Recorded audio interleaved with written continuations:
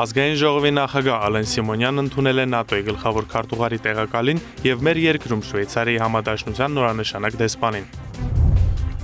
Ապահովագրական համակարգը Հայաստանում կսկսի գործել 2026 թվականի հունվարի 1-ից։ Ազգային ժողովն ամբողջությամբ ընդունել է առողջության համընդհանուր ապահովագրության մասին օրենքը։ Խորհրդարանն ավարտել է 10-րդ նստաշրջանի աշխատանքը։ Ազգային ժողովի փոխնախագահ Հակոբ Արշակյանը մասնակցել է Mini MBA ծրագրի արդյունքների ամփոփման հանդիսավոր արարողությանը։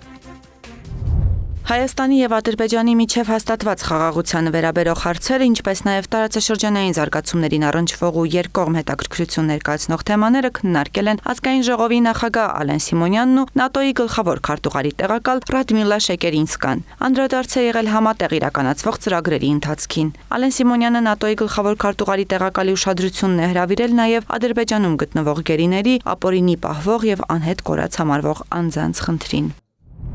Ազգային ժողովի նախագահ Ալեն Սիմոնյանը ընդունել է Հայաստանի Հանրապետությունում Շվեյցարիայի համադաշնության նորանշանակ արտակարգ եւ լիազոր դեսպան Անդրեա Բարբարա Բաումանին։ Շնորհավորելով դեսպանին պաշտոնը ստանձնելու կապակցությամբ Ալեն Սիմոնյանը հույս է հայտնել, որ նորանշանակ դեսպանը իր ներդրումը կունենա Հայաստան-Շվեյցարիա բազմոլորտ հարաբերությունների զարգացման ու խորացման գործում։ Զրուցակիցները անդրադարձել են երկկողմ հետաքրքրություն ներկայացնող այլ թեմաների, անդրադառնալով նաեւ տարածաշրջանային հետաքրքրություն ներկայացնող հարցերի։ Ալեն Սիմոնյանը դեսպանի ուշադրությունն է հրավիրել նաև Ադրբեջանում գտնվող գերիների, ապօրինի պահվող եւ անհետ կորած համարվող անձանց խնդրին։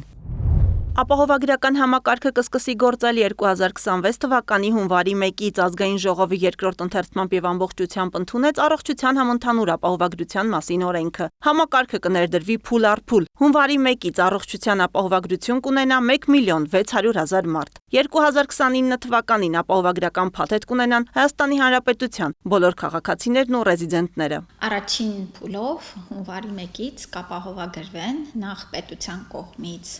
հետևյալ խմբերը մինչև 18 տարեկան 65+ տարիքի անձինք, 18-ից 65 տարեկան հաշմանդամության կարգ ունեցող եւ սոցկարգավիճակ ունեցող անձինք։ Այս խումբը կապահովագրվի 100%-ով պետության կողմից։ Եվ 201.000 դրամից ավել ստացող քաղաքացիները,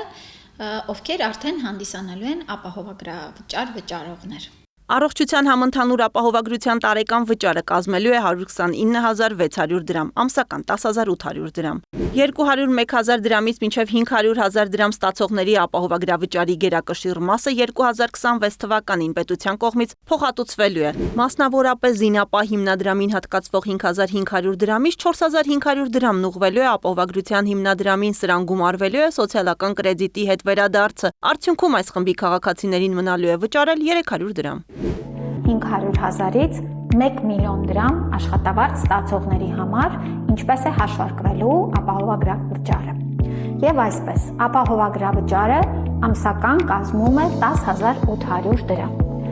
10.800 դրամից 7.500 դրամը կազմում է ձեր զինապահի խնայողությունը։ Դուք մինչև այս վճարում եք 8.500 դրամ զինապահին, շարունակելու եք 2026 թվականից վճարել 1000 դրամ։ Եվ սա այս 7.500 դրամ խնայողությունը ուղղվելու է առողջության ապահովագրությանը։ Մնացած 3.300 դրամը պահվելու է ձեր աշխատավարձից։ Բայց այս 3.300 դրամը դուք հաջորդ տարի 2027 թվականին ֆիզիկական անձանց հայտարարագրման ինստիտուտով կարողանալու եք վերադարձնել ձեր եկամտահարկից ստացվող որպես գումար։ Սոցփաթեթի այն շահառուները, որոնց աշխատավարձը 201.000 դրամ եւ ավելի է, առաջին փուլով կներառվեն ապահովագրական համակարգ։ Նրանց ապահովագրավճարը եւս կփոխհատուցվի զինապահ հիմնադրամին հատկացվող 5.500 դրամից ապահովագրության հիմնադրամին ուղղվող 4.500 դրամով, ինչպես նաեւ կարող են իրենց սոցփաթեթի գումարը ամսական 6.000 դրամը եւս ուղղել ապահովագրավճարին։ Իսկ սոցփաթեթի այն շահառուները, որոնց աշխատավարձը 200.000 դրամից պակաս է, նրանք կշարունակեն սպասարկվել սոցփաթեթի շրջանակում։ Արմետ հավելվածում այս բոլոր տեղեկատվությունը կտեղադրենք եւ քաղաքացին իր հավելվածում կկարողանա հասանելիություն ունենա փաթեթում ներառված ծառայությունների ցանկին։ Հաջորդիվ էլ, երբ որ կստանա այդ ծառայությունները, ելի Արմետ համակարգում կտեսնի, որ այց է ունեցել տվյալ բժշկական կենտրոն, ինչ ծառայություն է ստացել, որքան է փոխհատուցվել բժշկական կենտրոնը այդ ծառայության համար եւ կտեսնի նաեւ իր ապահովագրական ուրեմն փաթեթի ակտիվ լինելը, իր կողմից իրականացված կամ գործատուի կողմից իրականացված վճարումները ապահովագրական Ապահովագրության համակարգը ներառում է հիվանդությունների, ամբուլատոր ծառայությունների, շտապօգնության, ինչպես նաև դեղերի մասով ծածկերի փոխհատուցում։ Համակարգը ներդրվում է հանրային լայն քննարկումների արդյունքում կառավարության, ազգային ժողովի, փորձագետների եւ քաղաքացիական հասարակության մասնակցությամբ։ Ազգային ժողովը առաջինից երկրորդ ընթերցմամբ առաջարկ ներկայացրեց առողջապահության նախարարությանը, որպիսի քառօրյա եւ 44-օրյա պատերազմում զոհված եւ անհետ կորած մեր զինծառայողների ծնողներին ներգրավի ապահովագրության փաթեթում եւ առողջապահության նախարարությունը դա ընդունեց։ Մյուս բարելավումը բուժ անձնակազմի վարձատրությունն է, որը լինելու է բոնուսային եղանակով եւ հավելյալ խրախուսական միջոցներով Ազգային ժողովի առաջարկով նաև առողջապահության նախարարությունը ամենամյա հաշվետվություն է ներկայացնելու օրենսդիր մարմնին առողջության համընդհանուր ապահովագրության վերաբերյալ։ Առողջապահությունը հիվանդաբուժության մասին չէ, այլ առողջության մասին է, որը պետք է կատարի կանխարգելիչ աշխատանքներ, փաթեթի շահառուները ամեն տարի պարտադիր պետք է անցնեն բուժզննում, ամբուլատորիաներում եւ ԱԱՊ օղակում ըստ տարիքային Առողջության համընդհանուր ապահովագրությունը կբարձրացնի բուժօգնության որակը եւ հասանելիությունը, ինչպես նաեւ կնվազեցնի բնակչության ֆինանսական բեռը։ Բավականաչափ թվով եւ դիմումներ եմ ստանում եւ հիվանդների հարազատներն են գալիս անձամբ խնդրելու որևէ զեղչ կատարել, որտեղ բնականաբար որոշ ծառայությունների մասով բավականին թանկ է գները եւ բազմաթիվ են դիմումները։ Իհարկե փորձում են գնահատության սահմաններում օգնել, բայց հասկանալի է, որ այդ օգնությունը կամ զեղչերի ծավալը անվերջ մեծ չի կարող լինել։ Առողջության ապահովագրության համակարգի ներդրումը էապես կփոխի իրավիճակը, էապես։ Սա բավականին լուրջ բարեփոխում է, որը նախատեսում է իրականացնել, ըստ էության արդեն իրականություն է եւ հունվարի 1-ից այն կսկսի գործել եւ քաղաքացիները վստահ եմ կարճ ժամանակում իրենց վրա կզգան դրա բարձր արդյունավետությունը։ Առողջության համընդհանուր ապահովագրության մասին մեր քաղաքացիներն արդեն լսել եւ անհամբեր սպասում են դրանից օգտվելուն։ Բոլորն էլ ուզում են, որ այդպես լինի մեր տարիքում մանավանդ ոչ նորմալ աշխատանք ունեն, ոչ նորմալ թոշակ են ստանում։ Իհարկե տեղակ է։ Որոշ խնդիրներ ունեմ, ցանկանում եմ ժամանակը գա լուծեմ։ Առողջության ապահովագրության փոխհատուցման բուժօգնություն կարելի է ստանալ թե պետական ու թե մասնավոր բուժհաստատություններում ապահովագրության վկայագրով։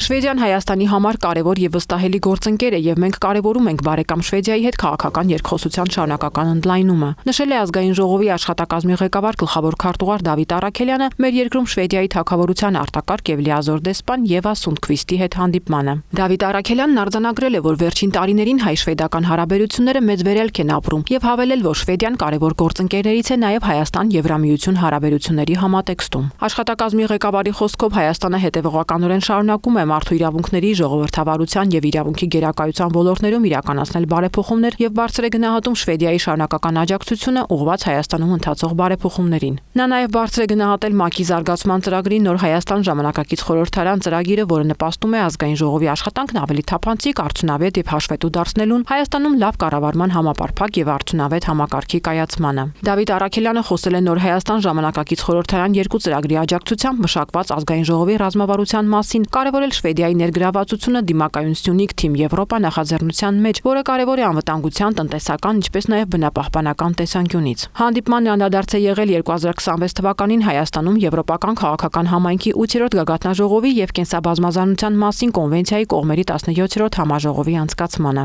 Եվա Սունդկվիստը խոսել է Հայաստանի եւ Շվեդիայի խորհրդարանների միջև վերջին տարիների արդյունավետ համագործակցությունից։ Երկկողմ կապերի խորացման տեսանկյունից դեսպանը կարևորել է երկկողմ հաճախակի փոխայցերը։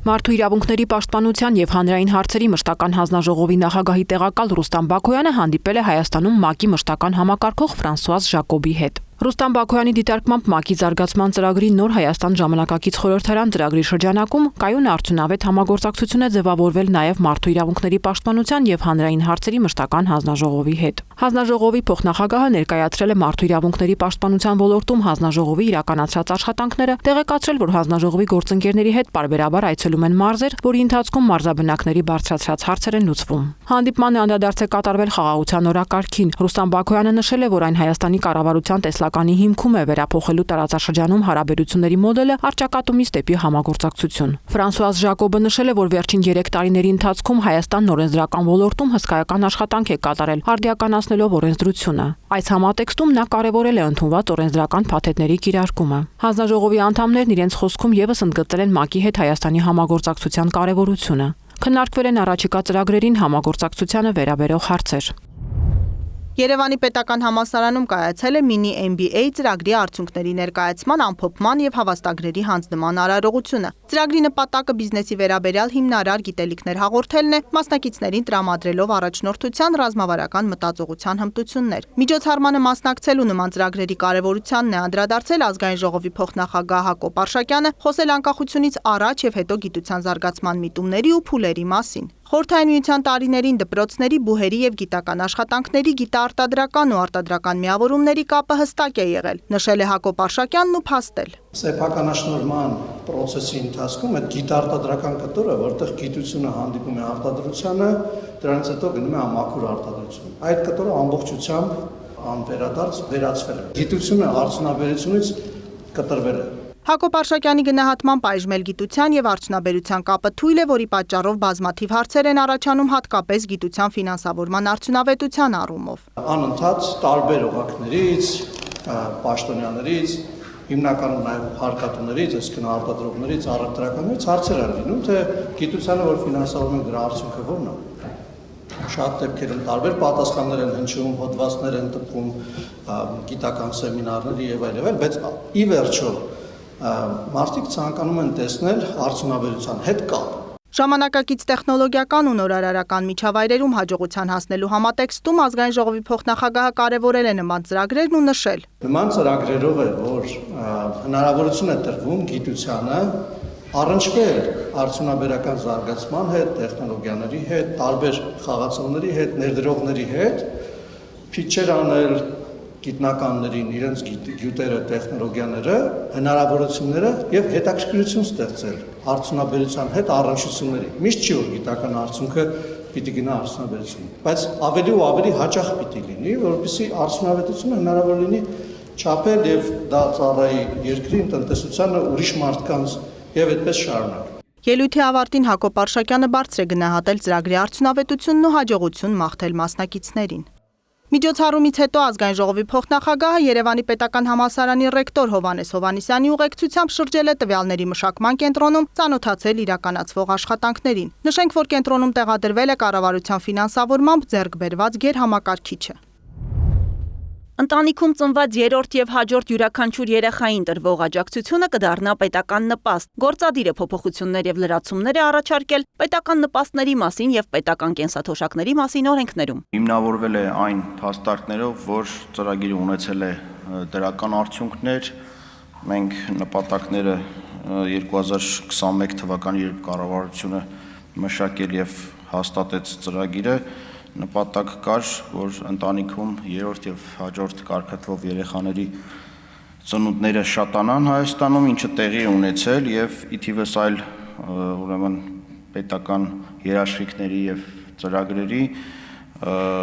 ունեցել ենք ցուցանիշների աճեր։ Օրենքի նախագծով առաջարկվում է նաև ծննդյան միանվագ նպաստի չափերի հետ կապված համահարթեցում կատարել։ Այսօրվա դրությամբ առաջին եւ երկրորդ երեխայի համար տրվող 300,000, երրորդ եւ չորրորդ երեխայի համար տրվող 1 միլիոն եւ 5-րդ ու հաջորդ երեխայի համար տրվող 1.5 միլիոն դրամի փոխարեն բոլորի համար առաջարկվում է սահմանել նույն չափը 500,000 դրամ։ Յուրաքանչյուր հաջորդ երեխայի նպաստից կարող են օգտվել այն դեպքում, եթե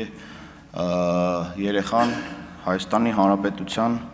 քաղաքացի է։ Քաղաքացիության պահանջն առաջարկվում է կիրառել 2026 թվականի հունվարի 1-ից, իսկ համահարթեցմանը վերաբերող կարգավորումը սկսած 2026 թվականի սեպտեմբերի 1-ից։ Հաջորդ առաջարկը վերաբերում է պետական նպաստների եւ կենսաթոշակների վճարմանը։ Կառավարությունը վճարման համակարգի եւ եղանակի վերաբերյալ կարգավորումներ տալու լիազորություններ կունենա։ Խոսքը վերաբերում է կենսաթոշակների եւ նպաստների ամբողջությամբ անկանխիկ եղանակով վճարմանը։ Այն կգործի 2026 թվականի ապրիլի 1-ից։ Ավելի քան 660,000 կենսաթոշակ եւ նպաստ ստացող քաղաքացիներից շուրջ 58,000-ն են, որ ստանում են կանխիկ եղանակով եւ նրանց համար կառավարությունը կսահմանի ուրեմն սահուն անցման մեխանիզմներ, այնպես որ ապրիլի 1-ից բոլոր վճարումները կկատարվեն անկանխիկ եղանակով։ Օրենքի նախագիծը խորհրդարանում քննարկվել է նաև երկրորդ ընթերցմամբ եւ ընդունվել։ Հայաստանի Հանրապետությունն ու Արաբական Միացյալ Էմիրությունները փոխադարձաբար կճանաչեն վարորդական վկայականները։ Հայաստանի Հանրապետության ներքին գործերի նախարարության եւ Արաբական Միացյալ Էմիրությունների ներքին գործերի նախարարության կողմից տրամադրվող վարորդական վկայականների փոխադարձ ճանաչման եւ փոխանակման մասին փոխըմբռնման հուշագիրը վավերացնելու մասին օրենքի նախագիծը քննարկվել է Ազգային ժողովի արտահերթ նիստում։ Մեր քաղաքացիների պարագայում օրինական գտնվելու ժամկետով Միացյալ Արաբական Էմիրություններում B կարգի եւ D1 կարգի ենթակարգերի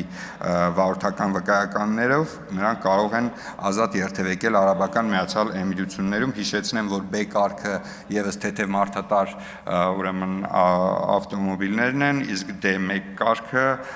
ուրեմն փոքր ավտոբուսը մինչեւ 16 տեղանոց տրանսպորտային միջոց է։ Հուշագրի կողմերից յուրաքանչյուրը ճանաչում է մյուս կողմի կողմից այն քաղաքացիներին տրամադրված վավեր վարորդական վկայականները, որոնք ժամանում են ոչ բնակության նպատակով։ Պայմանով, որ վարորդական վկայականի տնօրինողը բավարարում է վարորդական վկայականների տարբեր կարգերի կապակցությամբ մյուս կողմի սահմանած նվազագույն տարիքի հետ կապված պահանջները։ Ղարաբաղից բռնի տեղահանված ցանկացած ընտանիք, որը ձեռք կբերի Հայաստանի Հանրապետության քաղաքացիություն, կկարողանա մասնակցել բնակարանային աջակցության պետական ծրագրին։ Խորհրդարանն արտահերթ նիստում քննարկել է Ղարաբաղից բռնի տեղահանված ընտանիքների բնակարանային աջակցության պետական ծրագրի ֆինանսավորմանն առնչվող վարկային համաձայնագիրը։ Ծրագրի շրջանակում նախատեսվում է ԱԶԲ-ի կողմից Հայաստանի Հանրապետությանը տրամադրել $250 միլիոն չափով վարկ,